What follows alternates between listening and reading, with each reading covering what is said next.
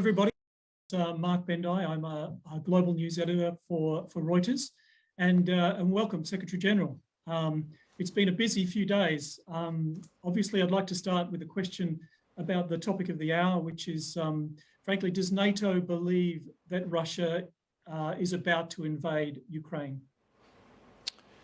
So what we see is a significant Russian buildup, an unusual concentration of forces in and around Ukraine by Russia. We see heightened rhetoric, but of course there's no certainty about the intentions. But what we do know is that not only has Russia increased its military presence close to Ukraine's borders, but we also know that they have used military force against Ukraine before. They did that in 2014 when they invaded and illegally annexed Crimea, which is part of Ukraine, and they continue to support the armed separatists in Donbas in eastern Ukraine. So we can hope for the best and call on Russia to not once again use military force against a sovereign independent nation, Ukraine, but we need to be prepared for the worst, and that's exactly what we are in NATO. Mr. Putin has just said that the reason he cannot de-escalate, and that the reason for that is because there are 120,000 or more Ukrainian troops on the other side of the border. Is he right? No, because the whole idea that Ukraine represents a threat to Russia is absolutely wrong. Ukraine has been attacked by Russia. Russia is occupying parts of Ukraine. Crimea is part of the international recognized borders of Ukraine, which also Russia actually subscribed to and signed up to.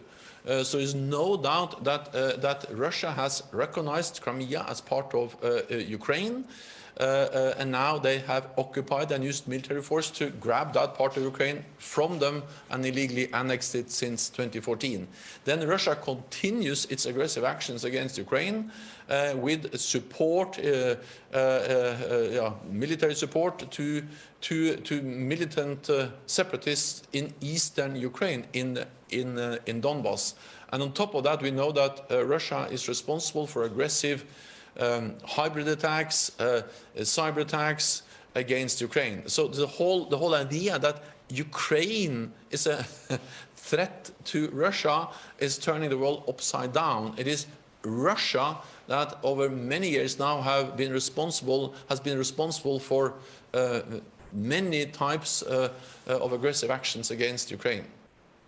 Will NATO defend Ukraine in the event of a Russian attack? Surely Ukraine cannot do that on its own. So NATO is providing support to Ukraine, political support for the territorial integrity and sovereignty, but also practical support with capacity building. NATO allies provide training. NATO, for instance, helped them with, I recently visited the Naval Academy in Odessa, where we have NATO trainers helping them with the build their maritime forces. Some NATO allies provide also equipment and so on. So NATO and NATO allies provide substantial support to Ukraine because they have requested support, and we are ready to provide them support. Then we also made it very clear that first of all, this is a Russian military buildup which is unexplained and unjustified. Therefore, we call on Russia to be transparent, to reduce tensions, and to de-escalate. If they do the opposite and actually decide to once again use force against Ukraine, then we have made it clear, and ministers made that clear during the NATO foreign ministerial meeting in Latvia today, that Russia will then have to pay a high price. There will be serious consequences for Russia, and that's a clear message from NATO. Under the circumstances, is NATO prepared or planning to boost its defence cooperation with Ukraine, for example, sending military hardware into Ukraine? NATO as an alliance does not possess military hardware or equipment, but NATO allies do. And NATO allies provide also support by supplying military equipment, hardware, but that's for the individual allies to decide. But allies also at this meeting announced and of course said that they are providing support also with the equipment to Ukraine, and that's defensive. That's because Ukraine has been attacked. That's because parts of Ukraine is under Russian occupation, and again, a sovereign nation like Ukraine has the a right to self-defense. It's enshrined in the UN Charter that self-defense is the right of every sovereign nation, and therefore, of course, Ukraine has the right, and Ukraine has also the right to ask for help and support. What are the ministers talking about? Things like missiles, drones, what kind of equipment? I will not go into the specific types of equipment, but it is also publicly known that allies provide support also with equipment to Ukraine. And again, this is defensive. It's absolutely in line with Ukraine's and all NATO allies' international obligations. And it's something which is actually triggered by the use of force by Russia against Ukraine. President Putin's been quite candid about moving troops around his own soil. But what has NATO seen, what evidence has NATO got of truly extraordinary manoeuvres or developments since what we saw earlier this year? For instance, there were talk about a call-up of reservists. I'm not sure we've seen that. Talk about night manoeuvres. Can you give us any concrete evidence, satellite imagery, anything to show us exactly what you're referring to when you talk about Russian aggression and build-up? Well, we are now very closely monitoring what Russia does, and from several allies we have very precise intelligence. I cannot go into the details, but what we see is heavy weapons. We see armored units. We see drones. We see we see artillery. We see thousands of combat-ready troops. And we also see electronic warfare systems. And this is the second time this year that we see unusual concentration of Russian forces, both within Ukraine, also in Crimea, which is part of Ukraine, and also along the borders between Russia and Ukraine. We are not saying that there is any certainty about the Russian intentions, but we are saying that when Russia, that has actually invaded and used force against Ukraine before, concentrate forces, combat-ready troops close to the borders of Ukraine, and we also see a significant increase in aggressive rhetoric, including on social media, it will be irresponsible to rule out the possibility that Russia once again use force. We call on them to not do that, but we need also to be realistic and realize that that's absolutely a possibility. You've said that Russia would pay a high price if it made a move on Ukraine. There are discussions in Riga this week about sanctions. What sanctions are the Allies talking about, and are you preparing to announce something this week? So NATO is an important platform to coordinate, to discuss, to consult among allies, also on sanctions, and NATO allies have demonstrated before and actually demonstrates now that we are able to impose a heavy economic cost on Russia. So, of course, the issues or the potential options are many, but this can be economic sanctions, it can be financial sanctions, it can be political restrictions, and also, as we saw after the illegal annexation of Crimea, that actually triggered the biggest reinforcement of NATO's collective defense in a generation since the end of the Cold War, with combat-ready battle groups in the Baltic region and in Poland, with increased presence in the Black Sea region, and we have increased our presence in air, on land and at sea as a direct consequence of the aggressive actions by Russia against Ukraine. So all these options are on the table, and of course we need to provide support to Ukraine, and allies do that. But we also need to remove any room for miscalculation or misunderstanding about NATO's resolve and commitment to protect and defend all allies. And that's the reason why we have increased our presence in the eastern part of the alliance. Presumably you're talking about sanctions as a deterrent. So are you planning, or NATO allies planning, to make an announcement on sanctions to outline what President Putin would face? Are you planning to announce that this week? So first of all, allies and NATO, we all have made it very clear that there will be a high price to pay, and sanctions is one of the options. So I think it's quite obvious that Russia already knows that they will pay a high price, and they have seen also that allies implemented severe sanctions, and also that NATO responded by strengthening the defensive measures of NATO allied countries in the Black Sea and the Baltic region. Exactly when we will announce what, I will not go into the details about that, and it is for individual allies in the European Union to make decisions on sanctions, but NATO is a valuable and important platform where allies consult and coordinate, because we represent together 50% of the world's GDP. So of course when NATO allies act together on these issues, it really makes a difference. Mr. Stoltenberg, is it time to talk? Is it time? Would you welcome another sit down between Presidents Putin and Biden?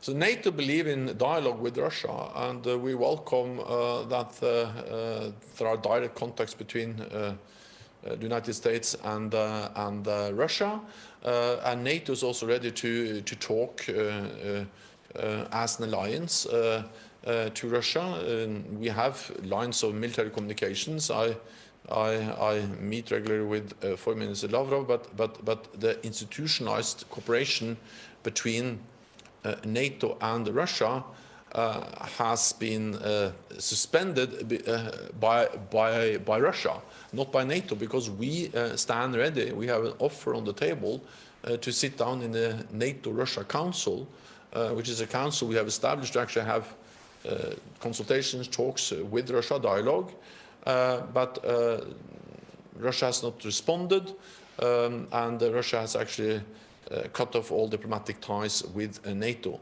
We regret that, and we call on Russia to re-engage in dialogue, because we believe that dialogue, especially when times are difficult as they are now, that dialogue is important. We need dialogue with Russia. Russia is our neighbor, and we need partly to strive for a better relationship, but even without a better relationship in the foreseeable future, we need to manage a difficult relationship, and that's also a reason why we need to sit down with Russia. Arms control, transparency, risk reduction, mechanisms to prevent incidents and accidents, and at least if incidents or accidents happen, that we prevent them from spiraling out of control. And this is important, especially when times are difficult as they are now. President Putin has spoken of increased NATO activities in the Black Sea and has called them a provocation. Has he got a point? No. So NATO is a defensive alliance. NATO is operating in international waters, well, everything we do is in line with our international obligations, and we are transparent. There are international agreements, for instance, something called the Vienna document, about how to notify exercises, how to invite observers into to observe exercises, to be transparent. NATO always does that. Respect those international regulations. Russia has not one single time invited NATO allies into what we call mandatory observation of exercises. So of course, every country, Russia, but also, of course, the NATO allied countries, we have the right to exercise our own forces on our own territory. The problem with Russia is that they are not transparent, that they have a very aggressive rhetoric, and that they have a track record showing that they have used military exercises before as a disguise for aggressive actions against neighbors. So that makes it a very different case than when countries exercise their forces in a normal way, in a transparent way, on their own territory. And Secretary General, is NATO also talking about sanctions this week, NATO allies, about sanctions against Belarus? Obviously, NATO and the EU have called what's happening on the border with Belarus and Poland as hybrid warfare. And President Lukashenko, the Belarusian leader Lukashenko, has also talked about cutting off gas and even stationing nuclear weapons on his soil if NATO were to do the same in Poland. So first of all, we have no plans of stationing any nuclear weapons in any other country than we already have these nuclear weapons as part of our deterrence, and that has been there for many, many years, and they have been there for many, many years. Second, NATO and the European Union are working very closely on addressing the unacceptable behavior of the Lukashenko regime. The Lukashenko regime is using vulnerable people, migrants, as pawns, as a tool to put pressure on neighboring countries, NATO allies, and also EU members, Poland, Latvia, and Lithuania. And this is a cynical way of using vulnerable people in the political game. NATO stands in full solidarity with the countries most affected. We have been in contact with some of the countries of origin and some of the transit countries to reduce the pressure and the number of people, migrants coming to the border of Belarus, and also traveled this weekend on Sunday with the President of the European Commission, Ursula von der Leyen, to Lithuania and to Latvia, two of the border countries with Belarus. And they would demonstrate the unity and the resolve and the strong and close cooperation between the European Union and NATO in addressing these, we call them hybrid tactics of Belarus or the Lukashenko regime against its neighbors. And also, NATO has also provided some practical support. We sent in some experts to Lithuania recently to help them to deal with the situation on the border. So no talk of sanctions against Belarus just yet with it among NATO allies? Well, there are sanctions against Belarus because of the behavior that the regime has conducted. Additional sanctions, yeah. Well, NATO allies will always assess and consult on the need for more measures. So even though NATO is not making those decisions formally, of course, allies are involved in consultations also on that. Okay, I think we've only got just a few minutes left. I just want to put two more questions to you. One is actually your mandate is due to expire next year. Do you think it will be time then for a woman to lead NATO? So I have to make many decisions as Secretary General of NATO, and I'm totally focused on my task as Secretary General of NATO now. And but one of the decisions I'm not going to make and not be involved in is who's going to be my successor. Okay, you don't have a personal view. But you know, when you're Secretary General of NATO, you don't have personal views on those issues. Okay. Very quickly, we've only got just a minute, but China and Russia have both tested hypersonic weapons. Is this really threatened to overtake NATO air defences? It's something we have to take very seriously because both Russia and China are now investing in a new, very advanced weapon systems, hypersonic light vehicles, extremely long range, high speed, maneuverable. So of course this really demonstrates that both Russia but also China now invest heavily also in nuclear capable systems that can reach all NATO countries. That's the case for the Russian systems, but also for the Chinese systems. And if anything, that just makes it even more important that we stand together, 30 allies, North America and Europe together in strategic solidarity in NATO. And we are working on that as allies now. Thank you very much, Secretary General, for being with us with Reuters Next. Thank you. Thank you.